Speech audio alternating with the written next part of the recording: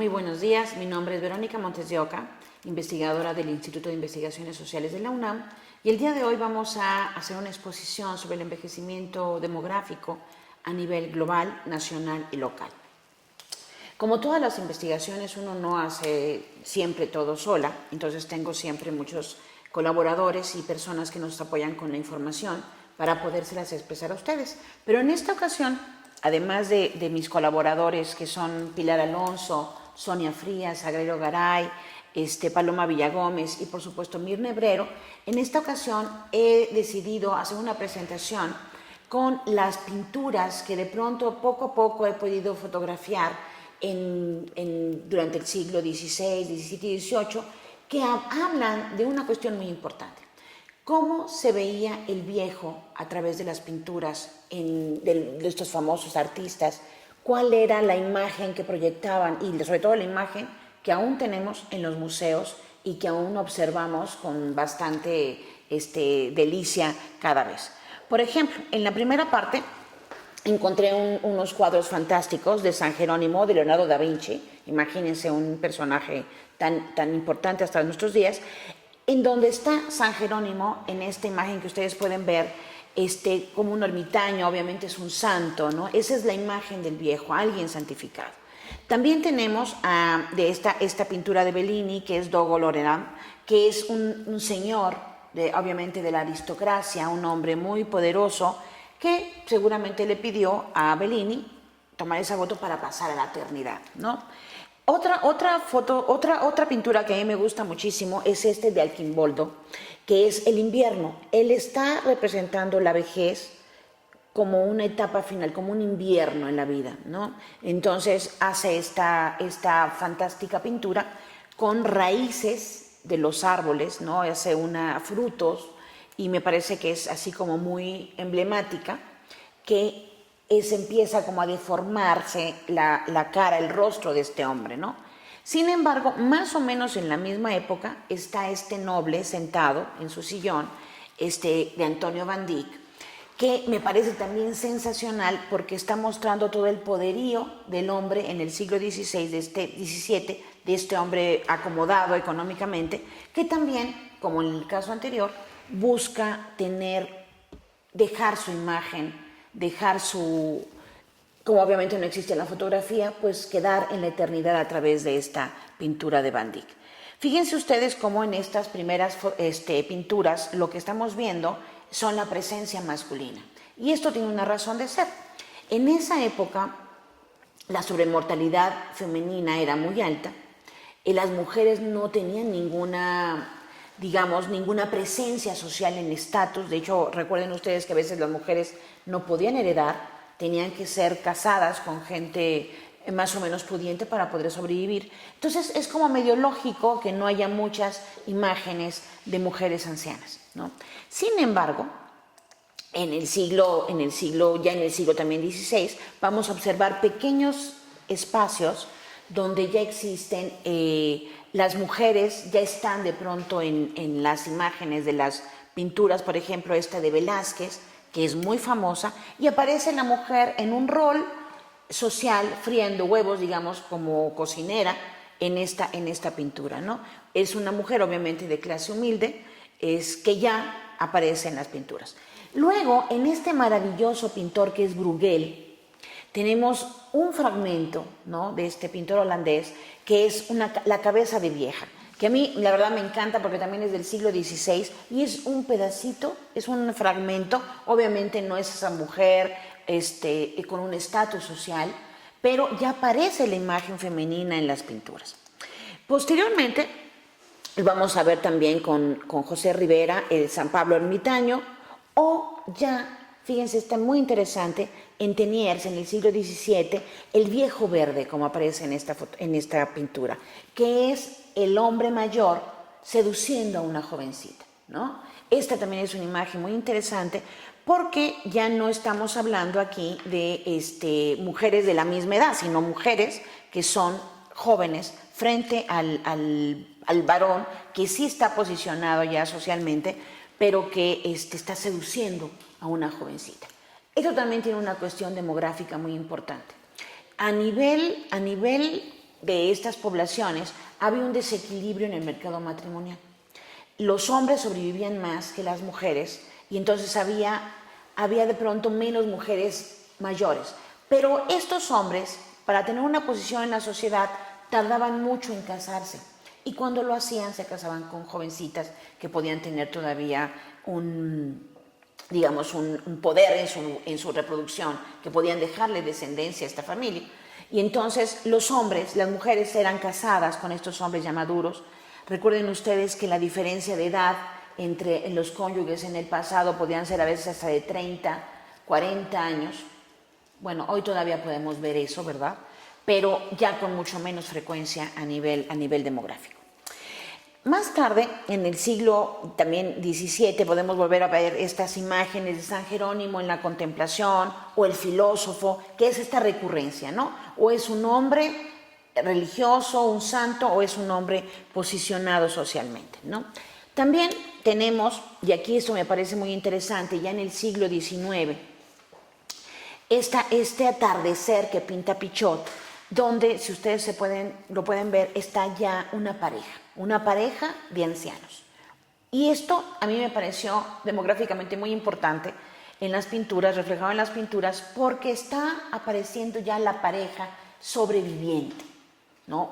Antes obviamente había muchísimos más viudos, ¿no? Hoy en la modernidad, en este siglo, tenemos muchísimo más viudas, pero aquí lo interesante es que teníamos parejas ya de ancianos que lograban envejecer juntos, lo cual está diciendo que ya hay esta esperanza de vida un poco más equilibrada entre hombres y mujeres. Álvarez de Sotomayor, igual en finales del siglo XIX, principios del XX, pinta estos abuelos.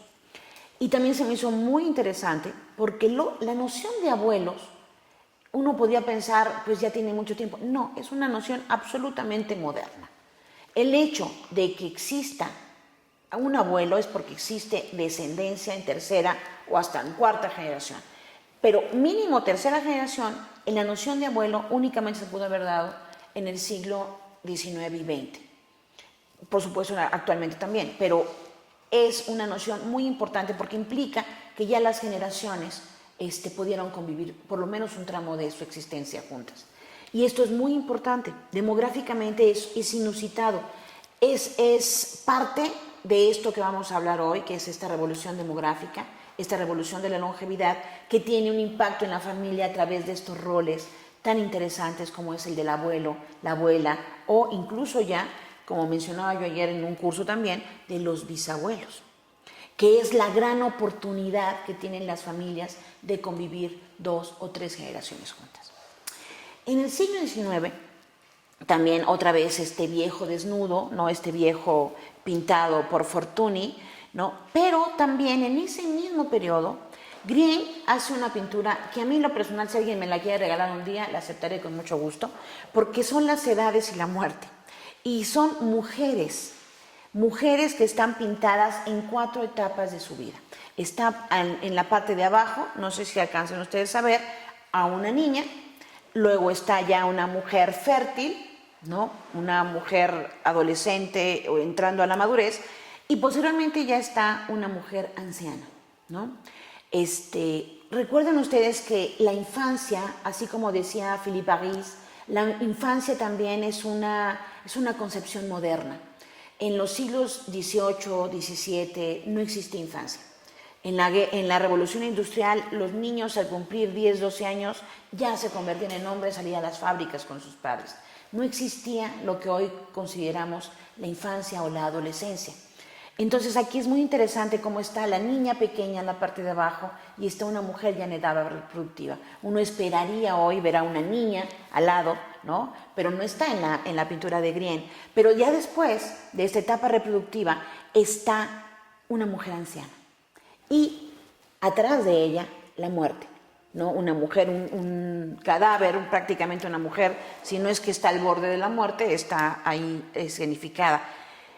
Fíjense que esta pintura en especial, no solamente porque son mujeres, me parece muy importante, sino también porque está planteando el curso de vida de las personas, ¿no? Las distintas etapas que atraviesan las personas, y obviamente ya se está conceptualizando, en el caso de las mujeres, la vejez. y el proceso de envejecimiento que tienen en su curso de vida. Ya más recientemente, bueno, ya encontramos estas mujeres ancianas en varias pinturas, como es el retrato de Doña Brígida por Piñol, o también la madre por Durero, ¿no? Una madre que ya no muere antes, ¿no? Como en las etapas anteriores, sino que alcanza la vejez. Y esto también me parece muy interesante porque es una madre anciana. La madre anciana junto con la abuela son procesos que solamente se dan en etapas de una transición demográfica más avanzada, donde la esperanza de vida de las personas, de hombres y mujeres, más o menos va creciendo en el tiempo. En muchos de nuestros viejos hoy en día en América Latina y sobre todo en México, cuando uno pregunta por sus padres, siempre nos encontramos con el fenómeno de la orfandad, por ejemplo. Muchos ancianos conocieron muy poco tiempo a sus padres porque murieron muy jóvenes, especialmente eran huérfanos de madre. Y cuando uno pregunta, y bueno, ¿y cómo sobrevivieron? Bueno, el papá los dejó con una tía, o con la abuela, o con alguna hermana, con alguien. Pero no propiamente, a veces el padre mismo nos hizo cargo de la familia, ¿no? Porque la madre es el pilar en nuestra cultura de la familia. Más contemporáneamente, en el siglo XX, bueno, pues ustedes seguramente conocen la etapa azul de Picasso y cómo aparece este guitarrista, ¿no? Está en la etapa azul, ¿no? Este guitarrista anciano. Y del otro lado puse a una mujer que yo, la verdad, admiro muchísimo, porque es una mujer que en los 80 años comenzó a pintar. Puse esta foto, este autorretrato de esta mujer, porque comenzó una nueva etapa de su propia vida ya en la vejez, ¿no? No es tampoco la tradicional abuela, ¿no? Que cuida nietos o que todo el mundo la va a visitar, sino que ella comenzó una etapa haciendo algo que realmente siempre le había apasionado, que era la pintura. Bueno, esta otra mujer francesa, por ejemplo, que es la típica mujer contemporánea en Francia, pero al lado de ella puse a unas mujeres que son de uno de los países de América Latina que tiene una transición demográfica aún incipiente, digamos, en etapas tempranas, no tiene una esperanza de vida muy alta, sin embargo, ya está experimentando un proceso de envejecimiento. Es Bolivia, que tiene más o menos, no me dejan mentir, a lo mejor el 60-50% de su población indígena, pero que también ya está viendo estos beneficios de la transición demográfica en términos de la esperanza de vida, ¿no? Del descenso de la mortalidad. Y entonces, en esta fotografía, no sé si ustedes alcancen a ver bien, pero hay 3 generaciones, 3 mujeres bolivianas conviviendo juntas. Y esto me parece que es sumamente importante porque el hecho ya de que esta pequeña niña que está atrás de su madre pueda convivir con su abuela, o por lo menos pueda tener un pedazo de tiempo de convivencia, de conocerla, es también algo muy de este siglo y un fenómeno que a mí en lo personal no termina de sorprenderme. Sin embargo, junto con este envejecimiento de la población, también lo que estamos viendo es que hay aspectos que no habíamos contemplado con toda nitidez, como puede ser la convivencia de padres muy ancianos con hijos ancianos.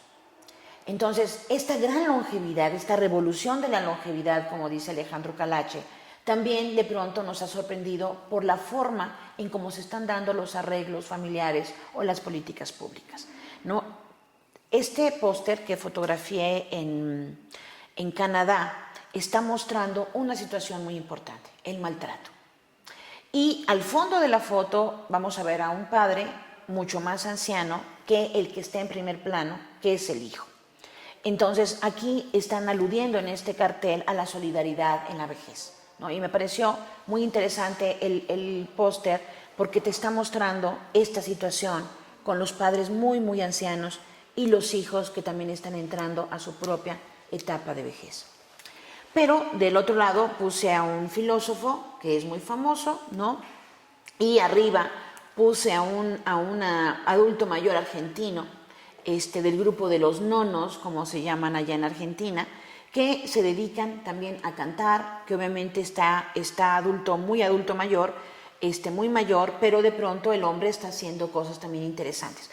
Y lo que nos muestran estas imágenes en el tiempo, en la historia, a través de estos pintores maravillosos y fotógrafos ya más modernos, es la gran diversidad y cómo podemos analizar el envejecimiento de pronto de las mujeres, de los hombres, la aparición de la pareja anciana, de los abuelos, de los hijos mayores cuidando a padres muy ancianos, de a veces convivencias de 3 o hasta 4 generaciones, como por ejemplo en el caso de Nicaragua, 3 o 4 generaciones viviendo juntas.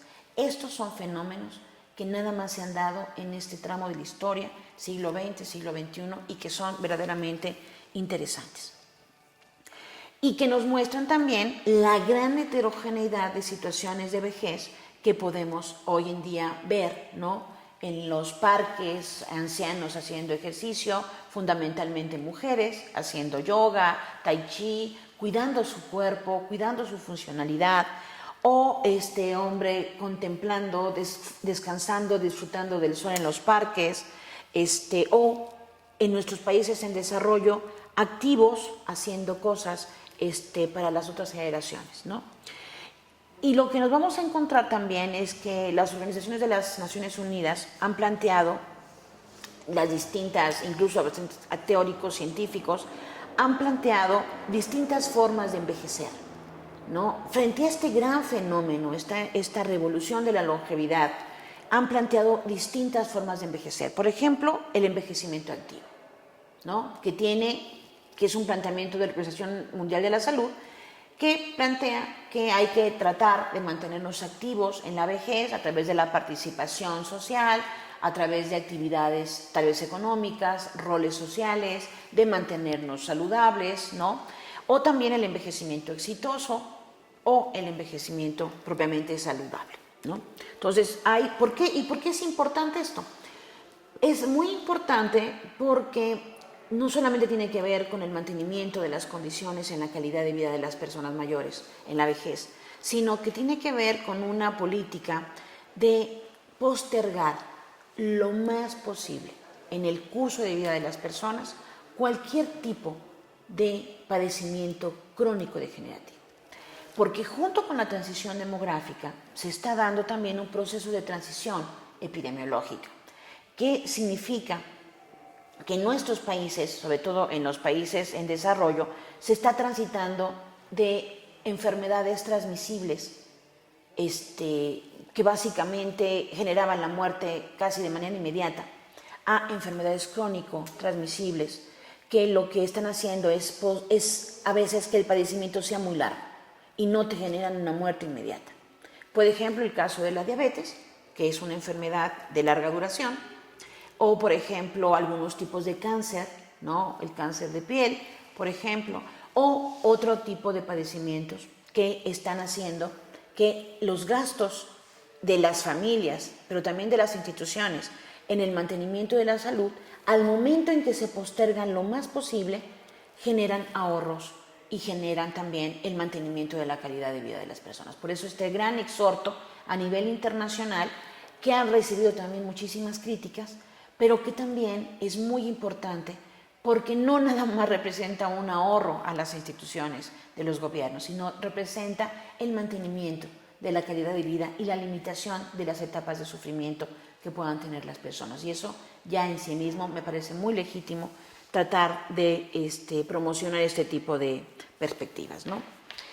Otra cuestión muy importante es que en nuestros países en desarrollo también observamos estas tradiciones, ¿no? Nuestra región de América Latina es una de las más ricas en sus reservas de grupos étnicos, en la cultura, en el multiculturalismo, en la diversidad social y cultural que tenemos, sobre todo en los viejos y viejas que están en el campo o que están de ciertos grupos étnicos. En el país tenemos más de 360 grupos étnicos y eso nos da una riqueza impresionante. Es una reserva cultural que tenemos que cuidar y proteger, no solamente por nuestro país, sino por la humanidad. Y estos grupos también están envejeciendo. Hoy en día muchos descendientes de estos grupos étnicos ya no están hablando sus lenguas originales. Y esto es una pérdida muy importante porque cada lengua de acuerdo a muchos intelectuales y científicos, y me viene a la mente, por ejemplo, Carlos Montemayor, un brillantísimo jurista y lingüista especializado en el derecho indígena, él decía que cada lengua es una cosmovisión del universo, es una cosmovisión de la humanidad, porque las lenguas tienen formas distintas de expresar lo que el cosmos nos ha dado, y eso me parece que es una herencia humanitaria muy importante. Sin embargo, también lo que nos vamos a dar cuenta es que no toda la población adulta mayor, no toda la población que sobrevive a la muerte, a las enfermedades, que llega a postergar la enfermedad lo más posible, tiene las mejores condiciones para vivir. Desgraciadamente, el fenómeno de envejecimiento, como vimos, en muchos países se tardó muchísimos siglos. Muchísimos siglos. En los países más desarrollados se pudieron haber tardado hasta 200 años. Pero en nuestros países en desarrollo duró 50 años. Los mismos procesos en 50 años. Esto obviamente tuvo ventajas, pero también desventajas. Y una de las mayores desventajas es que no nos preparamos como nación en términos del ahorro que como sociedad tenemos que tener para un fenómeno de esta naturaleza. Entonces, en nuestros países, cerca del 25% de la población tiene pensión. En México más o menos es 27%. Fundamentalmente los pensionados son hombres, no las mujeres, porque el trabajo doméstico, el trabajo de crianza, el trabajo que desarrollamos en las familias no es contabilizado en el mercado de trabajo. Y sobre todo en el mercado de trabajo formal, porque también ahora hay muchísimos hombres trabajando de manera informal. Por lo tanto, es muy probable que no coticen y que no tengan una pensión en los términos tradicionales de los regímenes de pensiones. Entonces, lo que vamos a observar hoy en día, y esa es la meta de este tipo de cursos y la meta de este tipo de situaciones, es poder mostrar que hay una gran heterogeneidad, hay mucha pobreza frente al envejecimiento, sobre todo en la vejez femenina, ¿no? Hay también procesos de discapacidad que tenemos que atender o visualizar cada vez más esta situación de precariedad y los recursos humanos que representan estos ancianos y ancianas en nuestros hogares, ¿no? Entonces es muy importante visualizar esa heterogeneidad, pero también la gran desigualdad que hay entre generaciones frente a este nuevo fenómeno de la revolución de la longevidad. Esta pirámide es una estructura por edad y sexo de la población mundial y lo que muestra es en 1995 esa pirámide azul, ¿no? Que ustedes pueden ver, pero cómo en el 2025 se observa un cambio que es la parte sombreada que está detrás, que es un incremento, que muestra un incremento de las personas, hombres y mujeres, en edades más avanzadas. Mientras más sea arriba estos grupos en la pirámide, son edades más avanzadas. Y también se observa un achicamiento de la base. Y esto es muy importante porque significa que menos niños hay en la parte baja de la población mundial, de la población global. A nivel de lo que se espera al 2050, es decir, a tan solo 35 años, se espera un crecimiento de la población de, por ejemplo, en el 2000 de 6 miles de millones, pero en el 2050 de 8.9 miles de millones. Si ustedes observan la parte que está sombreada, los países más desarrollados más o menos se mantienen constantes en términos de la población total mundial, ¿no? De la población total en estos países más desarrollados. Sin embargo, en los países en vías de desarrollo, esta situación más o menos se duplica, más o menos, de 4.7 a 100.8 miles de millones. Sin embargo, en la población que es de 60 años y más, lo que vamos a observar es un incremento muy importante, pero de la población adulta mayor en los países en vías de desarrollo. Mientras que en los países más desarrollados más o menos se mantiene constante. Esto es en términos absolutos. En nuestros países se cuadruplica, del 2000 se cuadruplica, se está observando este proceso, son estimaciones, son proyecciones demográficas de 4 miles de millones a 1.7 miles de millones. O sea, 4 veces más personas mayores en los países en vías de desarrollo. Y esto es sumamente importante, y ya lo dijo Kofi Annan en el 2001 en la Segunda Asamblea Mundial sobre Envejecimiento. Es muy importante porque significa que en nuestros países, donde hay un mayor índice de heterogeneidad, por decirlo de alguna manera, sobre la vejez y estas grandes disparidades que advierten la gran desigualdad social, ¿no? En estos países va a haber una mayor cantidad de personas mayores, pero que van a tener situaciones de pobreza, de vulnerabilidad, de falta de atención en los servicios médicos, de un bajo porcentaje en las pensiones. Entonces, tenemos muy poco tiempo en nuestros países para crear un sistema de protección social que realmente proteja a las mujeres, que son las más vulnerables, a los indígenas y a los hombres que están en una situación de precariedad también, para que puedan tener y alcanzar una vejez digna, una vejez con calidad de vida. Obviamente, todos estos procesos no son individuales. No es solamente, no vamos a privatizar un fenómeno social en cada una de las personas. Vamos a procurar que las familias, las comunidades y los gobiernos estemos involucrados todos en el mismo camino, en la misma dirección, que es el beneficio de esta población, es la protección social. Si ustedes observan en este mapa, en este gran planisferio, van a observar que al 2025 las zonas, las regiones del mundo más envejecidas, que son las azules, están en el norte, en el hemisferio norte del planeta. A excepción, digamos, de Australia, ¿no? Chile, ¿no? Que se ven, son básicamente los más envejecidos en el hemisferio sur. ¿Qué supone esto a nivel mundial para el 2025? Supone dos cosas muy importantes para Naciones Unidas. Uno, obviamente, este progresivo envejecimiento en regiones del país que van a necesitar fuerza de trabajo joven, mano de obra joven. Entonces, lo que se espera que va a suceder es que los jóvenes del hemisferio sur van a ser demandados como fuerza de trabajo, van a ser requeridos como fuerza de trabajo en el hemisferio norte del mundo. Entonces, la parte del envejecimiento va muy de la mano con la situación de la migración.